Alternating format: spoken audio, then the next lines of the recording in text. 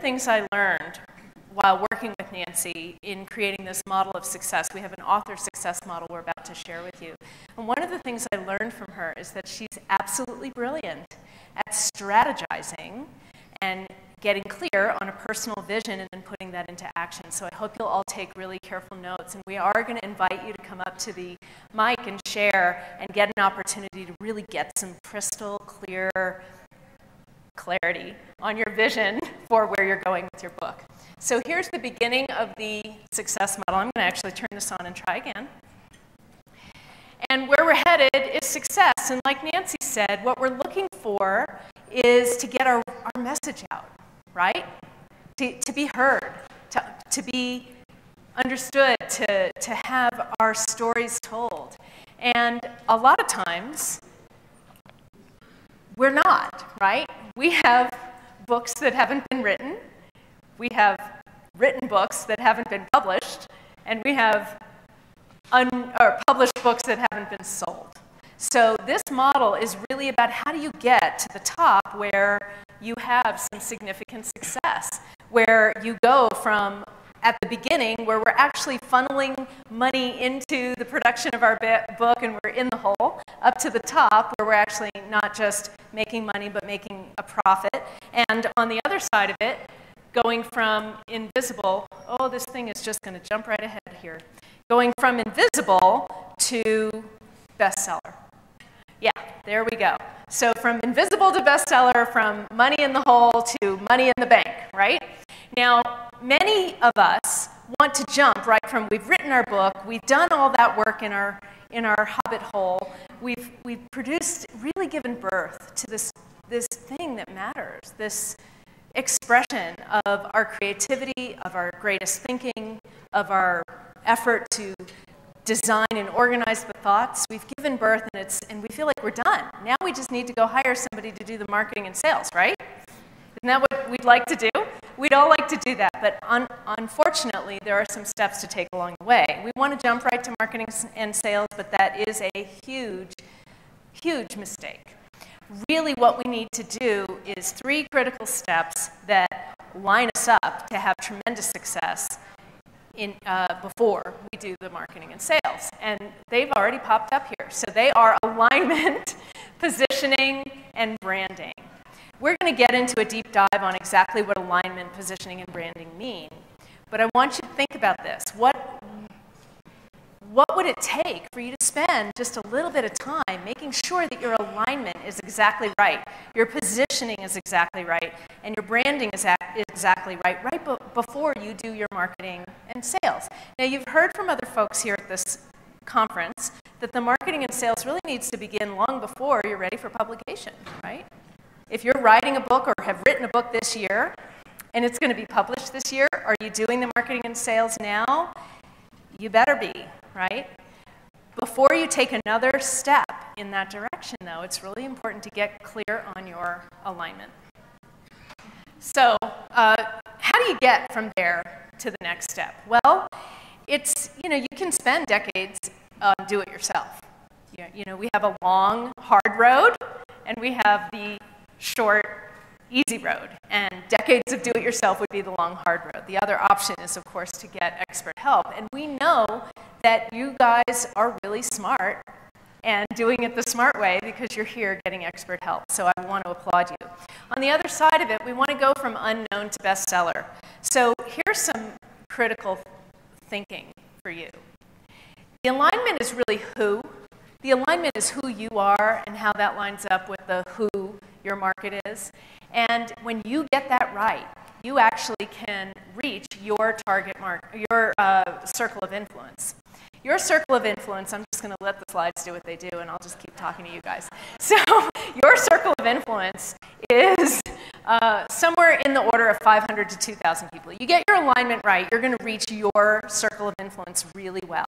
It'll be like a tone on a tuning fork that sings out so clearly, and all the people in your circle of influence who are really responsive to that particular tone are just going to go, oh, he is singing my song, she is singing my tune, right?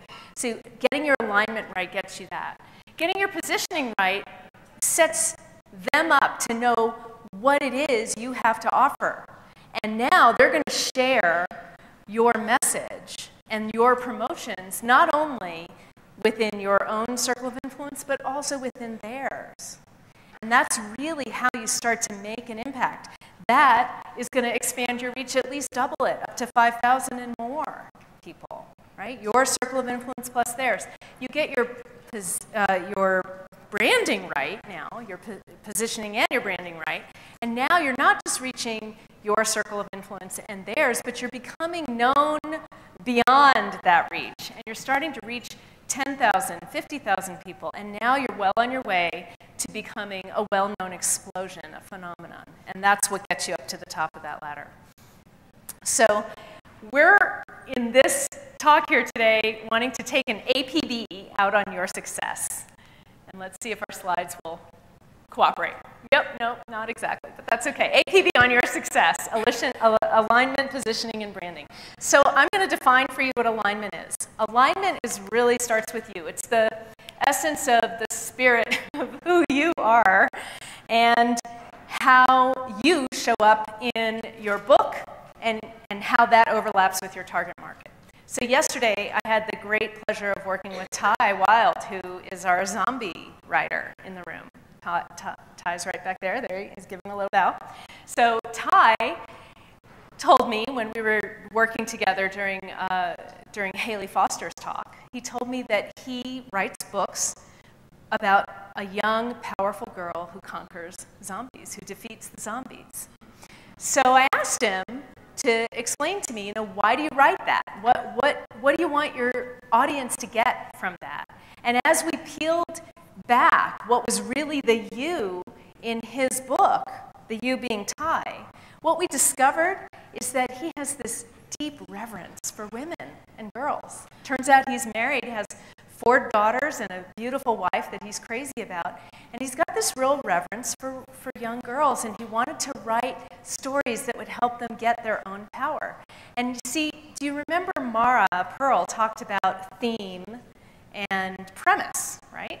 So his theme is zombies, and the premise is that if a young woman can access the core goodness in her being, that she will have access to so much power that she can conquer any challenge. That's actually his premise. And when he, yeah, isn't that awesome? Let's give him a hand. I think that's a great idea. And that premise represents, I'm going to come back to this because it's important, that premise represents the alignment of how he shows up in his book and his book and how that reaches his target market. That is really critical. And when you can, now that Ty has that piece of information, he knows now what his books are really about, he's going to be up at the top of that ladder before you know it, right? Because he's got the core base stuff done. So yeah, thank you for taking that on. So here's another example. I don't know if you've heard of this author. She's written 209 books, and her net worth is something like $150 million. Have you guys heard of her? Oh yeah, okay, good. So not just me. I'm not the only one who's a closet, disappear into Fantasyland reader sometimes, right? So Nora Roberts writes fiction, and she has 2 brands, really. Her second brand is J.D. Robb, and she writes romance novels, and she writes detective novels, right? Futuristic detective novels. But what is the alignment of her books? What's unique about her books? Does anybody here know? Well, I thought about this a lot. I would say to you that the alignment, the uniqueness of her books, where she shows up with her book, overlapping with her book and with her target audience, is that all of her characters, all of her main female characters are smart, they're independent, they're successful, and they're powerful. And all her male characters are also that, except they're also really good, well in touch with their feminine side. So they're like, it's fiction, right? So she writes, but her target market is actually smart, educated women. They're the ones who like to read this book. And why does she write books with that theme running through it? And it shows up in both her brands. It's because that's who she is. So the who she really is showing up in her book, and it shows up in her target market. Another person I know you guys heard about a little bit earlier during this conference is Brene Brown. An interesting thing about Brene Brown, she's a research scientist who teaches at University of Houston, and she writes about shame and vulnerability. This is the nonfiction example. She writes about shame and vulnerability, and she writes about how that it's critical to overcome your shame, be courageous enough to be vulnerable so that you can be creative and innovative and show up in the world and really have a wholehearted life. That's what she writes about. But until she went on the TED stage, yeah, go ahead, thank you. Until she went on the TED stage and got TED coaching, she was leaving herself completely out of that equation. And she was fairly unknown, actually.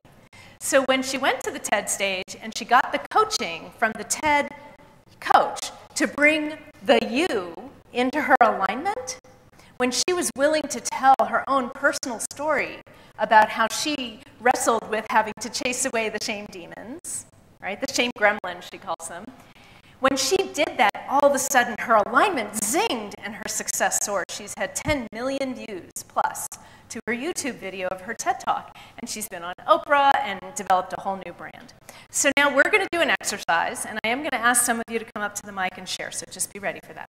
This is an important exercise that will set you up to achieve the alignment in your book for you, so that you can actually know how to do your marketing and sales that you've been learning so much about. So this is a very long list of words. Don't worry about them. You guys are writers, so you'll have your own words, I'm sure. Is that right? Now, if you're stuck, you can use these. So let me tell you what you're going to do with this. I want you to pick 3 or 4 words. I'm saying 3 or 4 because you'll see that even though I said 3 concepts, I have 4 words in mind, and I'm going to show that to you next.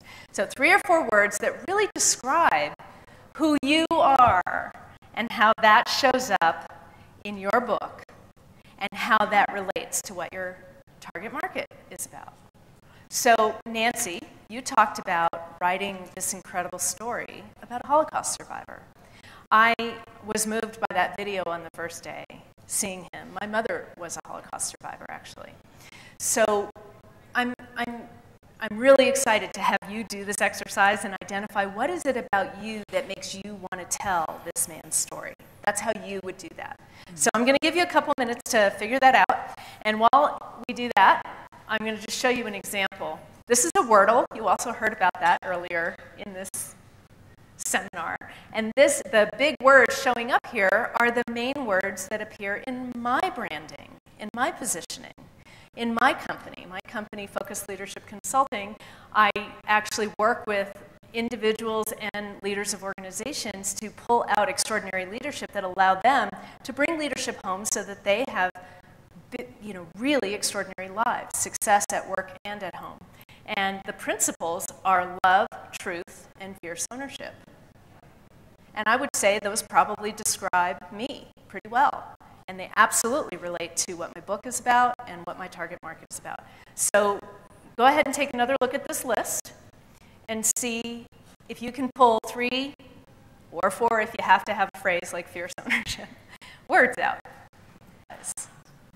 So my words were love, truth, fierce ownership.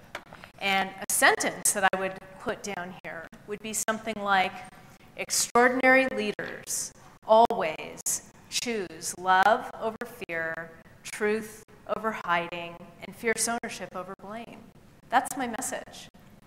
So find your words and use your words in your message sentence.